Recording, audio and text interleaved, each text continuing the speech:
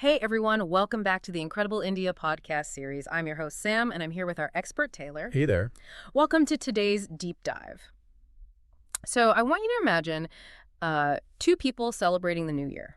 Okay. One is standing out in an open field in April, surrounded by massive bonfires and the sound of drums. Right. But the other is standing in a kitchen in January, just quietly watching a clay pot of milk and rice slowly boil over the rim. Two totally different experiences. Completely. Or think about walking into a place of worship. In one part of the country, you step into this tiny, fiercely intimate, dimly lit sanctum, right? It's meant for a solitary encounter. Yeah.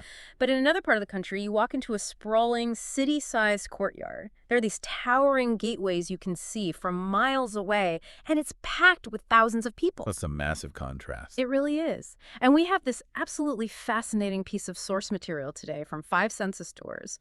It's titled Wheat versus Rice: How Grain Shaped India's Culture and Character. It's a great read. Yeah, and the core premise is that these massive, beautiful contrasts, the calendars, the architecture, the food, they don't stem from some deep philosophical divide. No, not at all. The answer is quite literally sitting right on your plate. It's the grain. The foundational blueprint for all of these cultural differences is just the grain. Which is wild to think about. It is. We are basically looking at how two crops, wheat and rice, quietly mapped out two vastly different Indias. Right. But to really understand the culture you experience today, we actually have to go back and look at the dirt from like 4,000 years ago. Oh, wow. So this goes way back. Way back. This divide goes all the way back to the very first farmers in the subcontinent during the Indus Valley Civilization. Okay, so we're talking Bronze Age. Exactly. Archaeologists excavating the ancient city of Rakhigarhi, they've actually uncovered evidence that Bronze Age farmers were already practicing highly sophisticated multi-cropping. Right, because I was thinking about this, and it's almost like a computer. How do you mean? Well, geography is sort of the hardware of the earth, right? You can't change it. Yeah, that's correct. And the grain, so wheat or rice is like the operating system that got installed 4,000 years ago based on what that hardware could actually handle. Oh, that's a perfect analogy. Yeah, so the people settling these areas, they simply had to build their cultural apps, their festivals, their daily rhythms, on top of whatever system the land allowed them to run. Exactly, because the land was incredibly unforgiving in its requirements. Right. Just look at the Indo-Gangetic Plains, places we now call Punjab, Haryana, and Uttar Pradesh. Mm-hmm. The conditions there are much cooler and drier. That environment just flat out dictates wheat and barley. Because they need that dry cold. Yeah, they function as rabi crops. That means they were planted in the cooler winter, months after the seasonal floods receded. Got it. You simply cannot grow water-heavy crops in that dry soil at any kind of scale. Right, the hardware won't allow it. Exactly. But then, look at the wet, flooded river deltas and the monsoon coastlines of the south and east. So like Tamil Nadu, Kerala, Bengal. Yes, exactly. That land provides the abundant, standing water required for kharif crops. The summer monsoon crops. Right, like rice and millets. Wheat absolutely cannot tolerate those waterlogged conditions. Yeah. The roots would literally just rot. Wow. So if the land dictates what you plant, it completely dictates the clock you live by. 100%. Because if you travel across India, you'll notice pretty quickly that they don't celebrate a single synchronized harvest moment. No, it varies wildly. Yeah, and it seems almost chaotic to an outsider until you realize they're just following the biology of two completely different plants. That's the key. Wheat has a very, very specific ripening cycle. Okay. Because it grows slowly through the cold winter, it reaches maturity and ripens almost simultaneously across the entire northern belt. Like all at once. Yeah, in a very narrow window in spring. The grain basically forces everyone into the fields at the exact same time. That's intense. It is. This sudden, explosive agricultural fact is exactly why Punjab celebrates Baisakhi in April. Oh, right. Out in the fields. Yep, the celebration happens right out there to thank the land for the winter harvest. And even the traditional art forms are a direct translation of this labor. Wait, really? Like the dancing? Yeah. The physical steps of the Bhangra and Gita dances, they actively mimic the motions of harvesting and threshing the wheat by hand. Oh, wow. So you were literally watching the agricultural cycle turned into choreography. Exactly. Wait, okay, let's unpack this. So you're telling me all of North India has to cut this crop in the exact same frantic springtime window. They do. The plant leaves them absolutely no choice. That is so wild. But if you switch your operating system to rice, the clock completely shatters. Because of the water. Right. Rice relies heavily on the monsoon rains and standing water through the hot summer months. Okay, yeah. And monsoon timing, local water availability, the specific transplanting schedules of the paddies, all of that varies wildly depending on whether you are on the coast, in a delta, or further inland. So they can't all do it at once. Exactly. Rice harvests are completely staggered across the calendar. Okay, so that perfectly explains the January New Year we talked about earlier. Yep. Because Tamil Nadu celebrates Pongal in January, which is totally disconnected from that April wheat harvest. Right. And the rituals of Pongal are deeply, deeply tied to the slow nature of rice cultivation. Like the boiling pot. Yeah, the festival actually takes its name from the physical moment that newly harvested rice, cooked with milk and jaggery in an earthen pot, boils over the rim. It's a visual symbol of abundance. Exactly. And because rice cultivation is this grueling, long-term communal effort that involves a lot of water management and animal labor, the festival unfolds slowly. It's not a one-day frantic thing. No, it takes place over 4 distinct days. It honors the sun, Wow. the cattle that actually drag the plows through the muddy paddy fields, and the extended family network required to make the whole harvest happen. So just to be clear here, the reason India doesn't have a single unified New Year isn't due to some deep ideological difference. Not at all. It is quite literally just a botanical map of when a specific plant decides to sprout in a specific local climate. That's exactly it.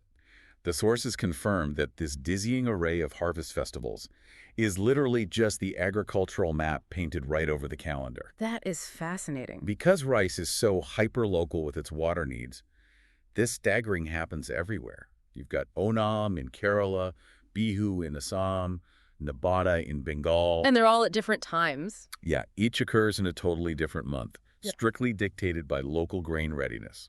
Okay, so once that grain is actually harvested, it moves indoors, right? And the physical properties of wheat versus rice create two vastly different culinary worlds. Oh, completely different. Because standing at a thali restaurant in Amritsar in the north feels entirely different from sitting at a meals house in Madurai in the south. Right. The North leans heavily into its wheat-centric reality. The breads. Oh, yeah. You find leavened breads baked by slapping dough against the walls of incredibly hot clay tandoor ovens, and unleavened flatbreads cooked on hot iron griddles. And these are paired with rich, dairy-heavy gravy. Oh, like ghee, cream, paneer. Exactly. Slow-cooked meats, paneer, all of that. But the South is anchored entirely by rice. Right. So you have steamed rice alongside lighter, tannier gravies that utilized the local geography, things like coconut, tamarind, and mustard seeds. You know, it's really interesting because the mechanics of how these grains actually turn into a meal, it changes a cook's relationship with time. How do you mean? Well, rolling out a wheat flatbread takes minutes of active manual labor. Sure. You mix the dough, you roll it, and you fire it. The cook is in complete control of the timeline. Right. You want bread, you make bread. Exactly. But the South relies so heavily on fermented batters, things like idli and dosa. Yes, which is a totally different process. Fermentation basically forces you to surrender control. Yeah, you really do. Yeah. To make a dosa, you have to grind the rice and lentils, mix them, and just leave them overnight. You just have to wait. Yeah, the natural bacteria and wild yeasts need time to break down the starches into lactic acid. Which gives it that tang. Right, that signature tang and the airy texture. Yeah. No single cook can force that process. Yeah. You are entirely at the mercy of the ambient temperature and the microscopic biology of the batter. So it's a massive shift from active, immediate manual control in the wheat kitchen to this patient, slow cultivation in the rice kitchen. It really is a shift in mindset. Though I do want to be careful here because we are talking about a difference in the physics of cooking, not a difference in hospitality. Oh, absolutely. Right, because surrendering to the fermentation process doesn't mean the culture is passive, just like firing a flatbread doesn't mean the culture is impatient. No, both regions are intensely generous around the dinner table. Yeah, the grain just dictates the chemical process of how the food actually gets to that table. Right, but, the influence of the grain doesn't stop at the kitchen door. Where else does it go? Well, a community has to figure out where to store the massive yield of these harvests, right? Oh, sure. So this geographic divide extends straight into the architectural scale of India's buildings. Really? Like the temples. Specifically the temples. In the north, you encounter the Nagara style of architecture. Oh, I've seen these. They are characterized by the shikara, right, which is this towering, curved spire. Exactly. And the design is deliberately meant to evoke the peaks of mountains, specifically Mount Kailash. Yeah, and the physical experience of entering a Nagara temple is highly specific. Okay. Many of the greatest historical examples were built in relatively remote or rugged locations. So you had to travel to get there. Right. You often had to undertake a physical journey, crossing rivers or climbing hills. And when you finally arrive and move inside, the inner sanctum, the garbhagriha, is intentionally small. It's almost cave-like. Yes, it is dim. The thick stone walls muffle the outside acoustics. The whole architecture forces a solitary, quiet, fiercely intimate encounter with the divine. Wow. It is literally designed for one individual standing before the deity. That's so powerful. But then you travel south, and the Dravida-style temples take the absolute opposite approach to scale and space. Oh, they dominate the landscape. Yeah. A Dravida temple is announced by massive gopurams. Those are the gateway towers, right? Yes, towering, intricately carved gateway structures that you can literally see from miles away. Yeah. They actively draw the entire surrounding region toward them. And when you walk through those gateways, you find yourself in a city within a city. Pretty much. I mean, there are sprawling concentric courtyards called prakaras, gigantic stepped water tanks called kalyanis, and these massive halls filled with thousands of carved pillars. Right. These spaces weren't just designed for quiet, solitary prayer. No, they functioned as massive civic institutions. Okay. Southern temples were economic hubs. They housed centers for the arts, acted as banks, and literally functioned as massive grain storage silos for the surrounding community. Oh, wow. So they were storing the rice right there. But in the complex. And the physical space was built to accommodate the utsavam. The festivals. Yeah, enormous annual festivals where the deity is placed on a colossal wooden chariot and paraded through streets packed with tens of thousands of clapping, singing devotees. You know, it is incredibly tempting to look at this architectural divide and jump to a neat psychological conclusion. Oh, definitely. Like, the solitary wheat farmer in the north builds a tiny, intimate temple for quiet reflection, Sure. while the highly communal rice farmer in the flooded south builds a massive, sprawling complex for citywide festivals. It is a really poetic conclusion. Right. And it is a trap. Oh, really? Yeah. The sources warn us against making that leap. Yeah. Because historically, it's just inaccurate. Okay, untack that for me. The real reason northern temples tend to be smaller and more solitary isn't about introverted wheat farmers. It's actually about geography inviting invasion. The northern plains were the historical gateway into the subcontinent. For centuries, the north faced repeated invasions, looting, and severe political upheaval. Wait, so if the north hadn't been geographically vulnerable to invasions, they might have built massive, city-sized temple complexes despite the wheat. Highly likely. Yeah. I mean, to build a sprawling Dravida-style temple complex requires massive amounts of capital. Sure.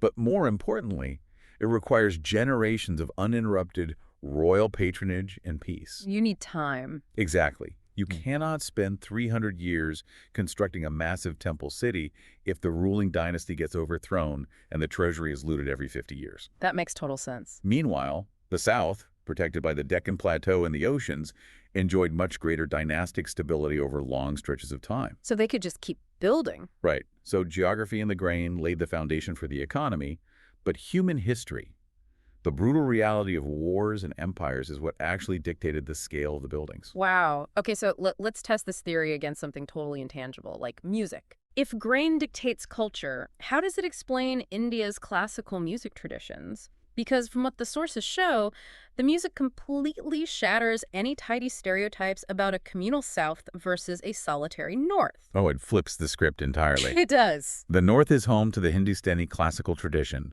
while the South is home to the Carnatic tradition. Right. Hindustani music grew up primarily within the royal courts of the Mughal Empire and various princely states. Okay. It was designed for intimate salon settings, known as baithaks, performing for a small gathering of elites. And the absolute pinnacle of the Hindustani tradition is the alap. Right. And for a listener who hasn't experienced an all-up, it is a deeply unhurried, highly individualistic exploration of a raga, which is like a melodic framework. Yeah. So a single performer, perhaps a vocalist or a sitarist, might sit on stage and spend 45 minutes completely unaccompanied, just exploring the notes one by one. Yeah. And the audience just sits in pin drop silence, basically eavesdropping on someone's internal meditation. It's beautiful. And the secondary musicians in Hindustani music, they actively avoid pulling focus. Right, they stay out of the way. Yeah, a musician playing the harmonium or the tampura provides a steady, hypnotic drone in the background.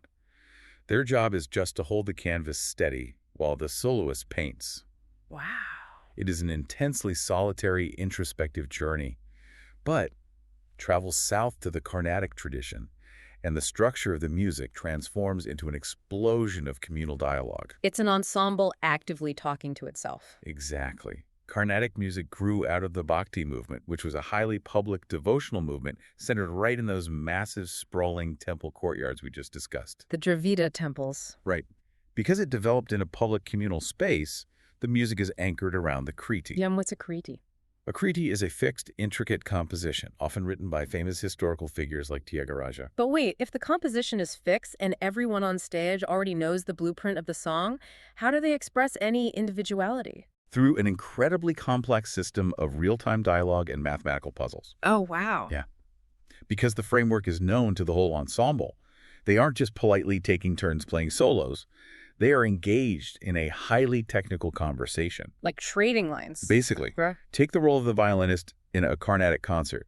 They aren't just playing background chords, they are actively shadowing the vocalist. Okay. So when the vocalist launches into a complex, completely improvised melodic run, the violinist has to listen, process the notes, and physically play that exact same run a fraction of a second later. That requires an extreme level of active listening. It really does. And that leads into the Kalpana Swaram, right? Which is, honestly, my favorite part. Oh yeah, it's amazing. The vocalist will throw out a complex melodic phrase, intentionally leaving it hanging like a question. Right. And the violinist has to instantly answer it with an equal or more complex phrase. They literally trade musical wit back and forth, trying to outdo each other while staying within the strict rules of the raga. It's thrilling to watch. And the percussionists operate on the exact same principle of dialogue. Really? Yeah, a Carnatic concert builds toward the Thani of Arthanam. This is a dedicated closing section where the melodic instruments fall completely silent and the percussionists alone take over. So just the drums. Yeah. You might have a mridangam player and a gadam player trading mind-bendingly complex rhythmic phrases, just tossing mathematical time signatures back and forth across the stage. The irony is brilliant. Isn't it? The music styles perfectly match the architecture. Yes. The solitary Hindustani alap mirrors the intimate, solitary northern temple sanctum, and the massive ensemble dialogue of Carnatic music mirrors the massive communal southern temple courtyards. Exactly. But those music styles were shaped by their origins, the elite, solitary royal courts in the north versus public communal temples in the south. Right, and this is where we find the absolute limit of the grain theory. Because it doesn't explain everything. No. The sources make it clear agriculture and the geographical hardware shaped a massive amount of the baseline culture. Yeah. It dictated when people could celebrate, what ingredients filled their kitchens, and the fundamental rhythms of their year. But it did not strictly dictate the character or the soul of the people. Right. Both the wheat regions and the rice regions have produced profound art meant for solitary, quiet meditation, and profound art meant for joyous, massive crowds. So the geographical differences between the cooler, drier wheat belt and the flooded, monsoon-soaked rice belt laid down the foundational rhythms. Yes. But it was human history, the rise and fall of empires, the flow of trade, and the public and private expressions of devotion that layered on the rest to create India's irreducible, beautiful diversity. Perfectly said. The dirt and the grain built the stage, but the people wrote the play. Absolutely. And, this exploration leaves us with a really fascinating question regarding the future. Oh. We've spent this whole time tracing how these two crops quietly mapped out Indian culture over the last 4,000 years, strictly based on the demands of climate and geography. Right, the hardware. But today, modern climate change is beginning to shift monsoon patterns unpredictably. Oh, wow. Yeah. The traditional northern wheat belts are experiencing steadily rising temperatures that literally threaten the Rabi winter crop cycle. So what happens then? Well, what happens to the operating system when the hardware undergoes a massive sudden upgrade? That's a scary thought. Will this ancient invisible boundary between the wheat and rice Indias begin to geographically shift? Or in the centuries to come, as agriculture adapts or struggles, will that 4,000-year-old boundary blur entirely? Wow. The idea that changing the temperature might slowly rewrite the cultural calendar and the culinary map of a billion people is a staggering thought to leave on. It really is. If you decide to travel to India, we have a recommendation. Five Senses Tours organizes tours across India, which are immersive cultural experiences. You can email contact@fivesensestours.com. Note 5 is written as a numeral in contact at fivesensestours.com. Or WhatsApp to +919 845 677 446.